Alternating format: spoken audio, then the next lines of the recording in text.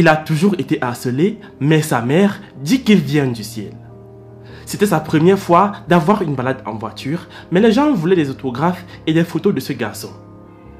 Il a finalement rencontré 3 autres enfants qui ont le même handicap que lui. Il a été amené à l'école pour étudier et avoir un meilleur avenir malgré les critiques à son égard qui disent qu'il n'est pas un humain.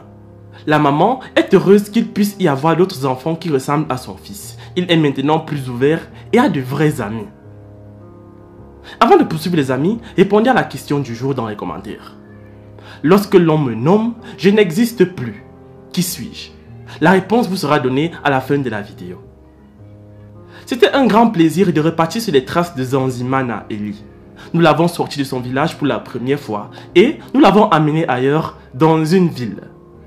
Il n'a jamais vu de ville, il découvre un nouveau monde. Pour quelqu'un qui passait la majeure partie de son temps en brousse, au milieu des arbres, c'était intimidant de regarder l'extérieur depuis une voiture. Tout est en mouvement et tout bouge autour de lui. Étonné du comment cela est possible, il se place à la fenêtre pour mieux voir ce qu'il se passe. Comme vous pouvez le voir, il apprécie beaucoup la balade. Pour ceux qui ne se souviennent pas de lui, Zanzimana Eli est né différent. Il n'entend pas, il ne parle pas.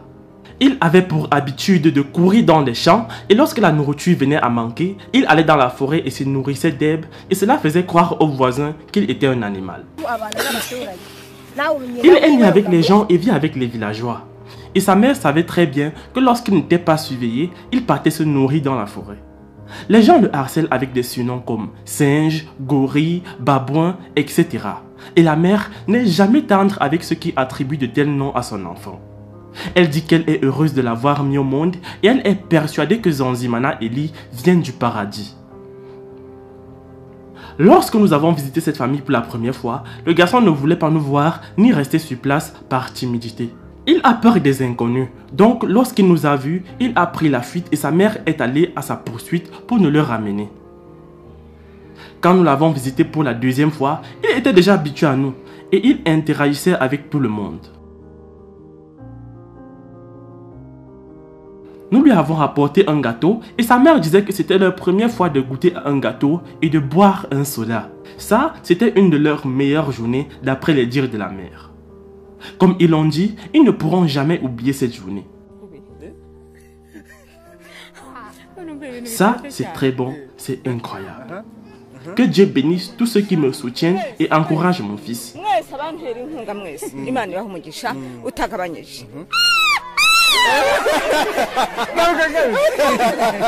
Après tout cela, nous avons décidé de l'amener voir d'autres enfants qui sont nés comme lui dans un centre appelé Ubumwe Community Center. Dans cet établissement, il y a 3 autres enfants avec le même handicap que Zanzimana Eli. J'espère que vous vous souvenez d'eux. Ils ont moins de 10 ans et des visages étranges jamais vus auparavant. Beaucoup de personnes croient qu'ils sont peut-être des bêtes, des gorilles ou alors d'autres animaux.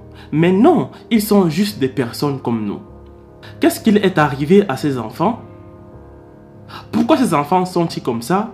Comme vous pouvez le voir maintenant, la ville a eu un impact sur eux. Ils sont beaucoup plus propres, bien portants et bien sûr plus intelligents. Comme l'aventure était très longue, nous étions obligés de visiter plusieurs villes, s'arrêter, prendre une douche et manger, puis se reposer. Et le lendemain, continuer l'aventure avec Zanzimana Eli et sa mère. C'est plus qu'une aventure, c'était génial.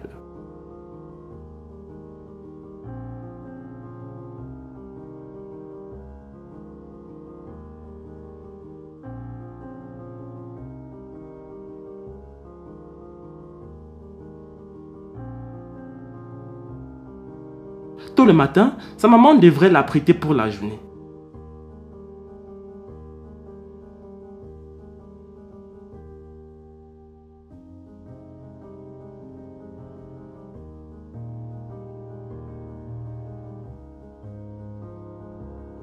Lorsqu'il s'est vu pour la première fois dans un miroir, c'était très drôle. Il a passé plus de 30 minutes à se regarder et chercher un moyen de toucher son reflet. Dans sa tête, il se demande pourquoi la personne dans le miroir fait tout comme lui. Et il est étonné de voir que cette personne l'imite. On s'est dépêché et on a repris l'aventure. La curiosité de Zanzimana Ellie était sans pareil de l'intérieur de la voiture. Et d'après sa mère, il a vraiment aimé et ça lui a fait beaucoup de bien. Pendant toute ma vie, ceci est mon deuxième voyage. Le premier c'était pendant la guerre, lorsqu'on a fui vers la Tanzanie. Cela était mon plus long voyage et celui-ci est mon second plus long voyage.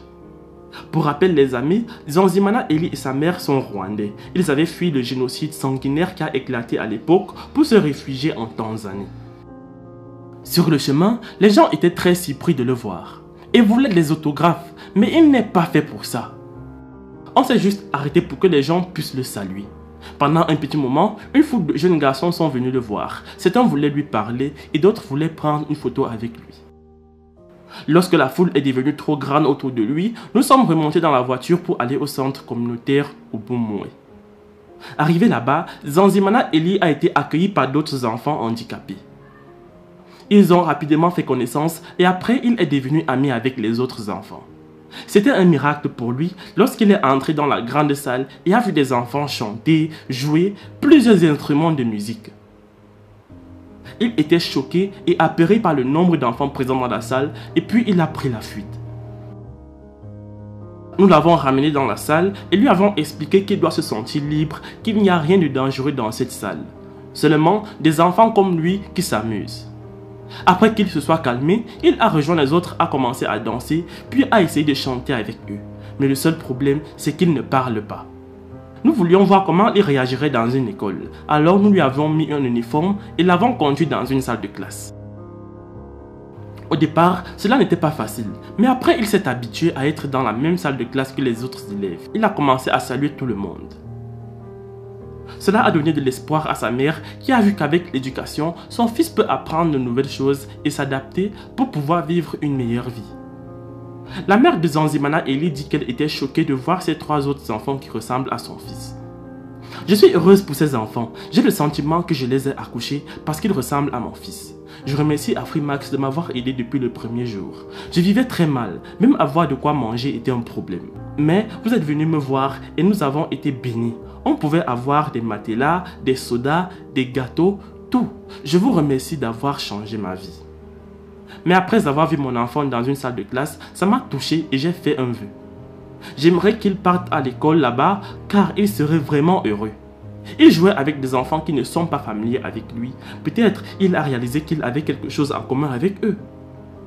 Il est beau et intelligent dans une tenue de classe. Je demande au bon samaritain de m'aider à lui payer les études dans cette école, où il pourra être bien encadré et pourra développer des compétences qui lui seront nécessaires dans le futur. J'étais vraiment surprise quand je suis entré dans cet établissement. Au village, les gens me contrariaient et me disaient que vous allez emmener mon enfant dans un zoo pour lui faire attirer des touristes afin de gagner de l'argent et puis vous allez fuir avec cet argent. Je suis arrivé ici avec des craintes. Je me disais que si on n'allait pas dans un établissement, j'allais appeler la police pour vous arrêter et j'étais très surprise de découvrir cette école pour enfants handicapés.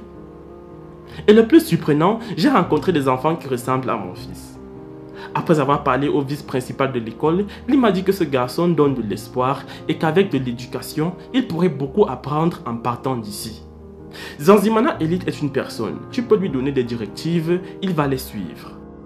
D'après ce que j'ai vu, tu peux lui apprendre beaucoup de choses basiques. Il peut écouter et comprendre de la façon dont il s'est rapidement adapté à cet environnement. Ça montre qu'il est capable de beaucoup de choses une fois qu'il sera dans une bonne école.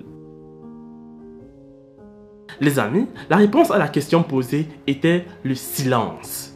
Lâche un petit like sur la vidéo si tu as trouvé. Moi je vous laisse et surtout, on se prend pour la prochaine fois.